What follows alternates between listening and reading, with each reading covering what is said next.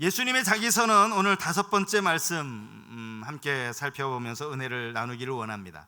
오늘 우리가 살펴볼 이 말씀은요, 복음서 안에 어쩌면 가장 큰 기적이라고 할 수 있는 이 놀라운 사건 안에 기록되어진 말씀입니다. 그것이 뭡니까?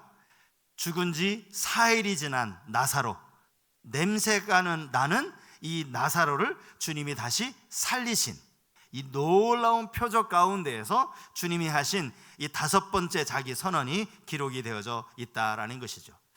나사로는요, 그의 동생 마르다 또 마리아와 함께 예수님과 상당히 가깝게 지내던 그런 사람들이었습니다.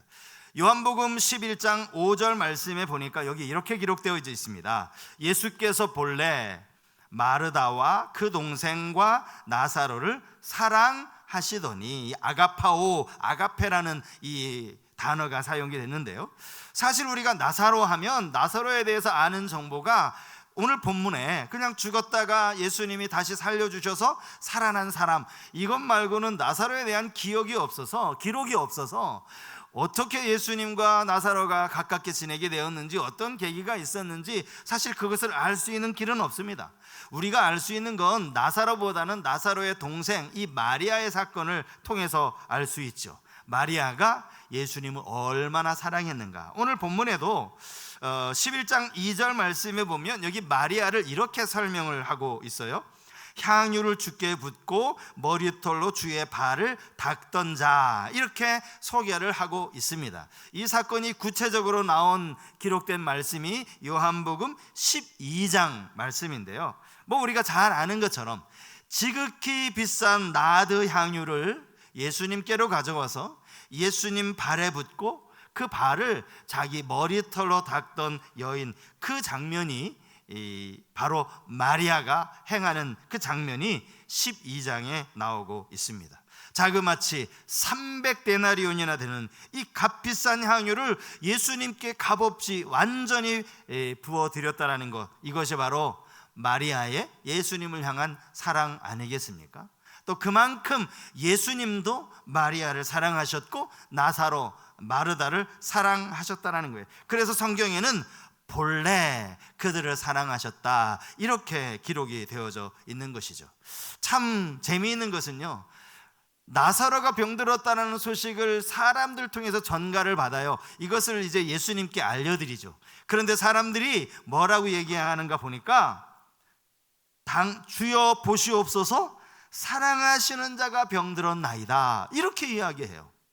나사로라고 이름 이야기하지 않고 당신이 사랑하는 그가 병들었습니다, 이렇게 이야기를 하고 있다는 거죠. 이렇게 이야기만 하면 예수님이 나사로가 병들었다고? 이렇게 이해하실 만큼 모든 당시 주변의 사람들도 예수님이 나사로를 사랑했다는 것을 알고 있었다라는 겁니다. 아니, 그렇게 나사로를 사랑하셨는데 나사로가 지금 아프다고 병들었다라는 이야기를 듣고서도 즉시 찾아가지 않으세요? 계시던 곳에서 이틀이나 더 유하시다가 그제서야 제자들과 함께 유대를 향하여 가시는 예수님의 모습이라는 거죠.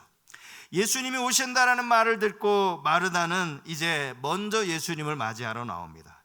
그리고 나서 마르다와 예수님의 두 사람의 대화가 이어지는데, 그 대화 가운데 오늘 본문의 말씀, 나는 부활이요 생명이다, 이 말씀을 하시는 거예요. 그러니까 이 예수님의 자기 선언 다섯 번째는요, 많은 사람들이 모인 곳에서 하신 말씀이 아니에요. 마르다에게 개인적으로 하신 그러한 말씀이다라고 할 수 있죠. 이 말씀을 하시기 전에 예수님은 먼저 나사로가 다시 살아날 거라고 말씀을 하십니다. 내 오라비가 다시 살아나리라. 그러나 마르다는 예수님의 말씀을 제대로 이해하지 못합니다. 아니, 좀 더 솔직하게 말하면 예수님이 하시는 말씀을 믿지 못했다라고 말할 수 있겠죠. 그래서 이렇게 말합니다. 그래요, 마지막 날 부활 때에는 우리 오라비가 살아날 것을 내가 압니다. 마지막 부활 때를 의미하는 거예요. 이야기하고 있어요. 예수님은 지금 당장 나사로를 살리시겠다라고 말씀을 하셨는데, 마르다는 그 말을 마지막 주님 다시 오실 그때 그 부활에 우리 오라버니가 참여할 거라고 그렇게 이야기를 하는 거예요. 무엇보다도 마르다가 마지막 날 이 부활할 것이라는 것을 믿고 있었다라는 것은 참 대단한 일인데요. 이건 요한복음 5장 28절 이하에서 주님이 이미 말씀하신 바가 있기도 합니다. 자, 한번 들어보십시오. 이를 놀랍게 여기지 말라. 무덤 속에 있는 자가 다 그의 음성을 들을 때가 오나니 선한 일을 행한 자는 생명의 부활로, 악한 일을 행한 자는 심판의 부활로 나오리라. 하지만 여러분, 이 부활은요, 악한 사람이나 선한 사람이나 모든 이 땅에 죽은 모든 사람들이 다 부활하는 그것을 의미하는 말씀이거든요. 예수님은 그런 의미로 이 말씀을 하신 게 아닌데 마르다는 예수님의 말씀의 의미를 받아들이지 못한 겁니다. 그러면서 하시는 말씀이 이제 오늘 우리가 살펴보려고 하는 아주 중요한 요절 말씀, 이미 우리가 성경 봉독하면서 읽었지만 다시 한번 요한복음 11장 25절과 26절 말씀 우리 한 번만 더 읽었으면 좋겠는데요. 우리 같이 소리를 맞춰서 같이 한번 읽어보시겠습니다. 예수께서 이르시되 나는 부활이요 생명이니 나를 믿는 자는 죽어도 살겠고 무릇 살아서 나를 믿는 자는 영원히 죽지 아니하리니 이것을 내가 믿느냐. 나는 부활이요 생명이니, 오늘 주님이 하신 이 말씀 가운데 오늘 이 본문의 상황에서 우리가 이 시대에 믿음 생활하고 있는 우리가 가져야 할 마음의 태도 두 가지만 함께 생각해 보려고 합니다. 첫 번째는요, 부활이요 생명 되신 예수님을 생각한다면 우리는 어떤 상황에서든지 소망을 가지고 살아야 한다라는 것입니다. 소망. 오늘 이 본문을 보시면 지금 나사로가 죽고 많은 사람들이 울고 있고 지금 이런 상황에서 주님이 영광이라는 단어를 사용하시는 것을 볼 수가 있어요. 영광. 먼저 요한복음 11장 4절 말씀인데요, 한번 제가 읽어드리겠습니다. 예수께서 들으시고 이르시되 이 병은 죽을 병이 아니라 하나님의 영광을 위함이요 하나님의 아들이 이로 말미암아 영광을 받게 하려 함이라 하시더라. 여기 예수님이 들으셨다라는 말은 나사로가 병들었다는 이야기를 들으셨다라는 거예요. 그런데 나사로의 병들었다는 그 소식을 듣고 이 병은 죽을 병이 아니다, 먼저 이렇게 말씀을 하시는 거예요. 여러분, 지금 나사로의 병은요, 요즘처럼 이렇게 겨울에 한번 지나는 그 몸살 감기 정도가 아닙니다. 이 병 때문에 결국 나사로가 죽지 않아요. 지금 생명이 위중한 상태에서 이 소식이 들려졌는데 주님은 이상한 말씀하시는 거예요. 나사로 이 병 죽을 병 아니야, 이렇게 말씀을 하시는 거예요. 그리고 이틀이 지나고 나사로가 죽잖아요. 그런데 또 11절에 보면 주님이 이런 말씀도 하십니다. 우리 친구 나사로가 잠들었도다. 그러나 내가 깨우러 가노라. 앞에서는 나사로의 병이 죽을 병이 아니라 하시더니 이제는 지금 나사로가 잠들어 있다는 거예요. 예수님 가서 깨우시겠다는 거예요. 제자들이요, 예수님의 이 말씀을 그대로 받아들여서 정말 나사로가 지금 잠자고 있나? 이렇게 생각을 하니까 예수님이 또 정색을 하시면서 이런 말씀을 하세요. 요한복음 11장 14절 말씀이죠. 이에 예수께서 밝히 이르시되 나사로가 죽었느니라. 여러분 한번 생각해 보세요. 지금 제자들이 예수님의 말씀을 듣고 도대체 주님 뭐라고 말씀하시는 건지 헷갈리지 않겠습니까? 죽을 병이 들렸다는 소식을 듣자마자 그 병 죽을 병 아니야, 이렇게 말씀을 하시더니 정작 나사로가 죽었는데, 물론 죽은 사실은 제자들을 몰랐겠죠. 그런데 갑자기 또 나사로가 잠들었다고 얘기해요. 정말 잠들었나 보다. 그러니까 또 갑자기 아니다, 잠든 거 아니라 사실은 나사로 죽었다, 이렇게 이야기를 하시는 거예요.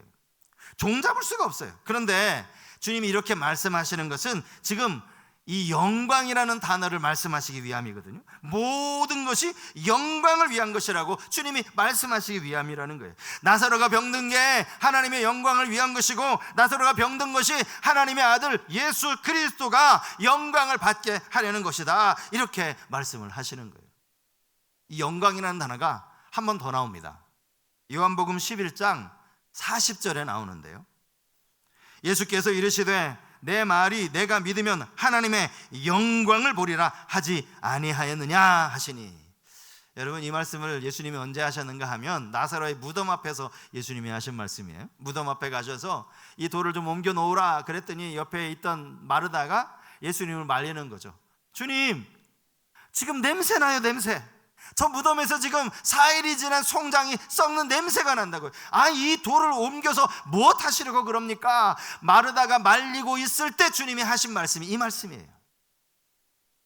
내가 믿는다면, 네가 믿으면 하나님의 영광을 본다고 하지 않았느냐? 여기도 영광이라는 단어를 쓰고 계시는 거예요. 여러분, 죽음 그리고 영광, 이 단어에 대해서 어떻게 생각하십니까? 사실 죽음이라는 단어는 모든 것이 끝난 거예요. 어쩌면 어둡고 캄캄합니다. 그런 반면에 영광은 희망이 넘치는 것이죠. 도저히 어울릴 것 같지 않은 이 두 단어를 지금 같이 사용하고 계시는 거예요. 어떻게 이렇게 어울리지 않는 이 두 단어를 주님이 연결시켜 사용하시는가? 이게 어떻게 연결되는가? 죽음을 뛰어넘을 때 그것이 영광이 된다는 거예요. 죽음을 뛰어넘는 영광이에요. 여기 주님이 말씀하신 영광은 쉽게 말씀드리면 이제 주님을 통해서 행하실 놀라운 권능, 나사로를 살릴 그 권능을 의미하시는 것인데, 하나님만 하실 수 있는 권능, 그분의 아들 예수 그리스도만 하실 수 있는 이 놀라운 권능, 이것을 주님이 영광이라고 표현을 하신 거예요. 여러분, 그러니 나사로가 이제 막 죽어가고 있다라고, 죽을 병에 걸렸다라고 이야기를 들었음에도 불구하고 당신이 사랑하는 나사로를 당장에 고치러 가시지 않은 이유, 여러분 뭔지 아시겠죠? 예수님은 병든 나사로를 고치기를 원하지 않으셨어요. 그가 죽은 이후에 그를 살려내시는 그 놀라운 권능, 영광을 보여주길 원하셨다고요. 절망 중에 가장 깊은 절망이 죽음 아니겠습니까? 여러분, 이 세상에 죽음보다 더 절망적인 게 어디 있습니까? 그래서 온 나라가 일주일 동안을 애도기간으로 정한 게 이번 그 3사 때문에 그런 것 아니냐고요. 죽으면 소용이 없는 거예요. 아무리 중환자를 하더라도 그에게 생명이 남아있다면 그래도 작은 희망이 있는 거예요. 근데 죽고 나면 그 희망마저 이제 완전히 꺼져버린 겁니다. 지금 마르다와 마리아가 겪고 있는 절망입니다. 주님은 어쩌면 의도적으로 마르다와 마리아를 더 깊은 절망의 구렁텅이로 그렇게 끌고 가시는지 몰라요. 왜요? 그 가장 깊은 절망에서 영광을 보여주시기 위해서. 죽어서 냄새나는 그 송장이 살아서 무덤 밖으로 걸어 나오는 모습을 보여주시려고. 이게 영광이라는 거예요. 영광. 여러분, 이런 영광을 생각한다면 주님이 우리가 예수를 믿고 신앙생활하는 가운데 어떤 절망과 어떤 어려움이 찾아온다 할지라도 우리는 소망을 가질 수 있는 줄 믿습니다. 이 영광의 주님을 생각하면 우리는 소망 가져야 되는 거예요. 소망. 어떤 여러분들의 삶이 어떤 절망적인 상황이 있더라도 소망 가지셔야 되는 소망.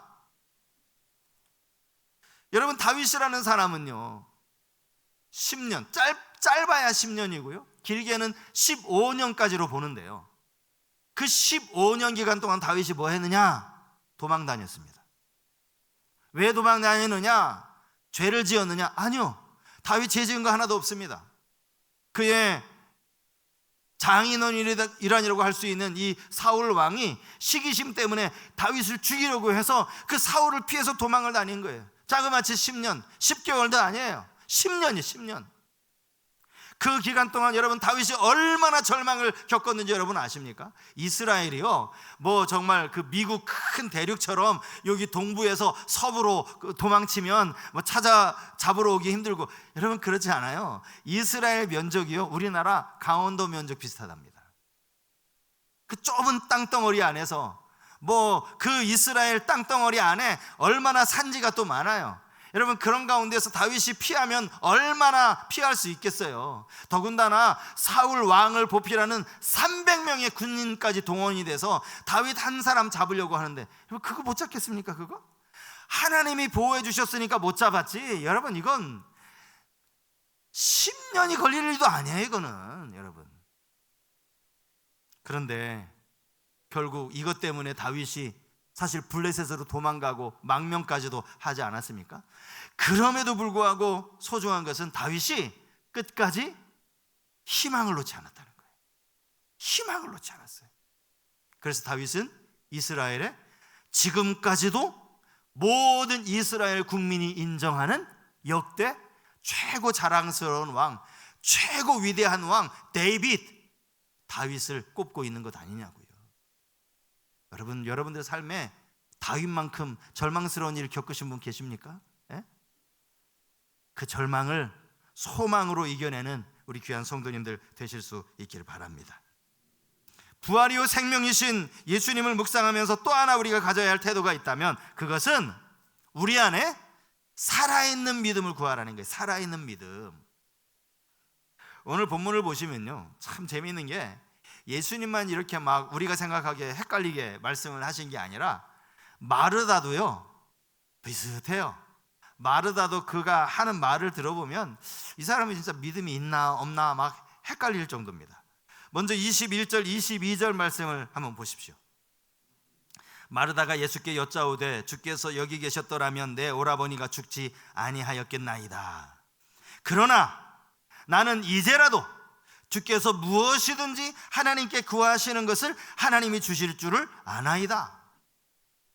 앞에서 했던 말과 전혀 정반대의 이야기를 하죠. 그러나 이제라도 주님이 구하시면 그 구하는 것을 하나님이 주실 줄로 나는 압니다. 얼마나 대단한 믿음이에요. 저는 이 구절만 읽으면 야, 마르다가 정말 나사로 주님이 살릴 걸 믿었구나 이런 생각이 드는데요, 여러분 그게 아니에요. 이어지는 말씀에서 주님이 네 오라비가 살아나리라 그러니까 아까 말씀드렸죠, 딴 얘기하는 거예요. 딴 얘기. 우리 오빠 당연히 부활하실 때, 모든 사람 부활할 때 부활의 날에는 살아나겠죠, 이 이야기를 하는 거예요. 예수님이 지금 당장 나사로를 살리시겠다라는 말을 지금 마르다는 못 믿고 있는 거예요. 못 믿고. 22절 말씀이 그런 의미가 아니라는 거죠. 나는 부활이요 생명이니 라는 이 예수님의 위대한 자기 선언 다음에 마르다에게 물어요. 네가 이것을 믿느냐? 그랬더니 마르다가 이렇게 대답합니다. 자, 27절 말씀이에요. 이르되 주여 그러하외다. 믿는다는 거겠죠? 그러하외다. 주는 그리스도시요 세상에 오시는 하나님의 아들이신 줄 내가 믿나이다. 와, 여러분 이게 베드로가 했던 신앙 고백에 버금가는 신앙 고백 아닙니까? 예수를 그리스도라고 시인하고요, 예수를 하나님의 아들, 세상에 오시는 하나님의 아들이라고 이렇게 멋진 신앙 고백을 했던 사람이 마르다예요. 마르다. 그런데 이 믿음이, 그래 너 믿음이 좋구나, 돌 옮겨놓아 그랬더니 또 뭐라고 해요? 그 돌을 왜 옮기냐고, 우리 오빠 못 살아난다고 또 이런 이야기를 하는 거예요. 이런 이야기를. 여러분 이 마르다의 믿음이 왜 이렇게 왔다 갔다 오락가락 합니까? 그런데 가만히 보면요, 오늘 우리의 믿음이 이럴 수 있다는 거예요. 그렇지 않습니까? 여러분들의 믿음은 어떻습니까? 어느 때는 와, 정말 예배를 한번 잘 드리고 나면요, 그 예배가 그래서 중요한 거예요. 예배를 온전히 하나님 앞에 드리고 나면 우리 안에 말씀이 들어오면 야, 정말 하나님 살아계시구나, 와 정말 하나님이 지금도 역사하시는구나, 예수님 나를 위해서 나를 사랑하셔서 십자가에 달리셨구나. 그러면 막 우리 안에 막 얼마나 믿음이 충천하는지 몰라요. 믿음이 막 정말 우리 안에 막 차고 넘치는 것을 느낍니다. 그런데 우리 안에 예배가 식어지잖아요, 말씀과 기도가 식어지잖아요. 그러면 또 염려가 찾아오는 거예요. 이거 안 되겠지? 이거 어렵겠지? 어떡하지? 큰일 났네? 자꾸 염려하고 불안하고, 이게 마르다만의 모습이 아니라 오늘 우리의 모습이라는 거죠. 그래서 오늘 본문이 우리에게 주는 교훈이 이거예요. 우리 안에는 마르다와 같은 믿음이 아니라 살아있는 믿음, 살아서 역사하는 이런 믿음이 있어야 한다라는 거예요.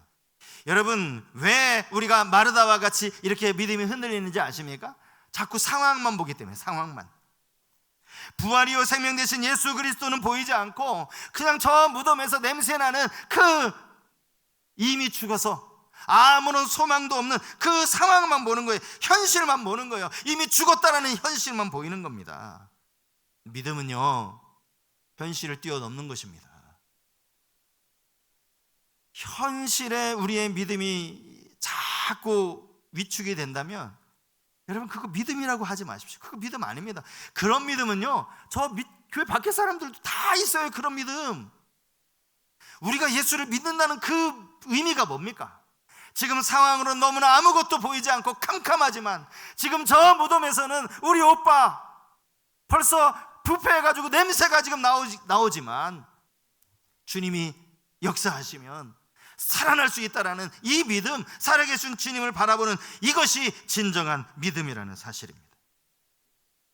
말씀을 준비하면서 저 사사 기드온이라는 인물이 자꾸 떠올랐어요. 기드온. 여러분, 기드온 유명한 사람 아닙니까? 그런데요, 기드온이요, 저하고 좀 비슷한 부분이 있어요. 기드온이 좀 소심합니다. 저도 소심한데 저보다 좀 단이 더 높은 것 같아요. 더 소심해요.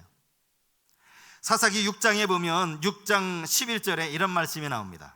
여호와의 사자가 아비에셀 사람 요아스에게 속한 오브라에 이르러 상수리 나무 아래에 앉으니라. 마침 요아스의 아들 기드온이 미디안 사람에게 알리지 아니하려 하여 밀을 포도주 틀에서 타작하더니, 여기 미디안 사람에게 알리지 아니하려 하여 이렇게 되어 있는데요, 쉬운 성을 보면 들키지 않으려고 그러는 거예요. 미디안 사람들에게 들키지 않으려고.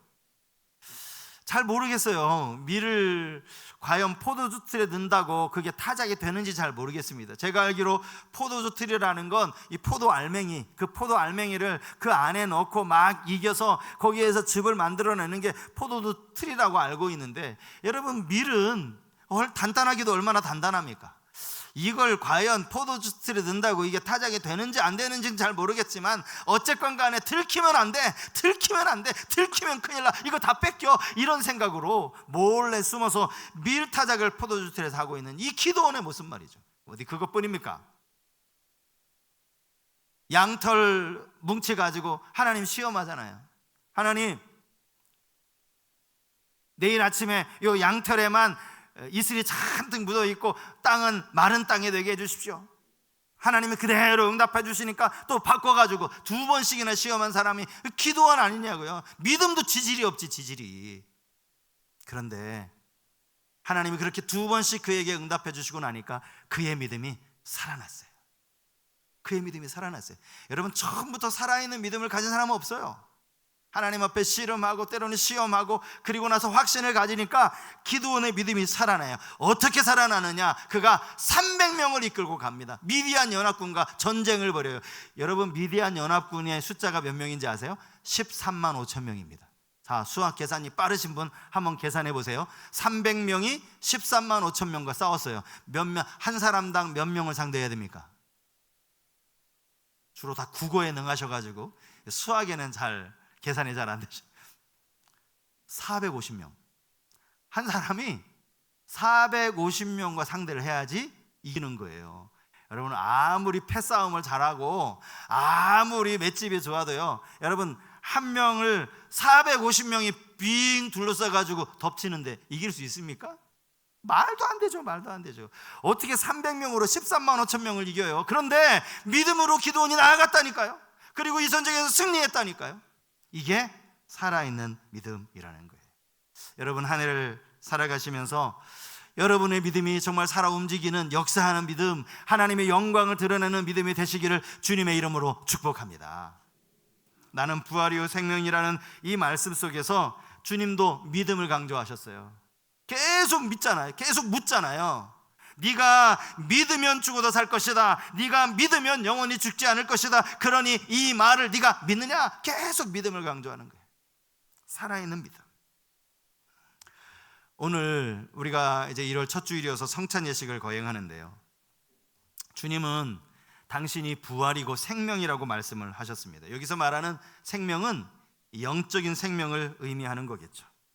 생명이신 주님이 그 생명을 우리에게 떼어주신, 이게 바로 십자가고요, 그 십자가를 기념하는 것이 성찬 예식입니다. 새해를 맞이하는 첫 주일에 주님의 주님의 피를 기념하는 성찬을 거행한다는 거 참 의미가 있다는 생각이 들고요, 오늘 이 성찬에 참여하면서 부활 생명 되신 예수 그리스도가 내 안에 계셔서 내 안에 흔들리는 믿음이 아니라 살아있는 견고한 믿음으로 세워지는 그런 은혜가 있기를 주님 이름으로 축복합니다.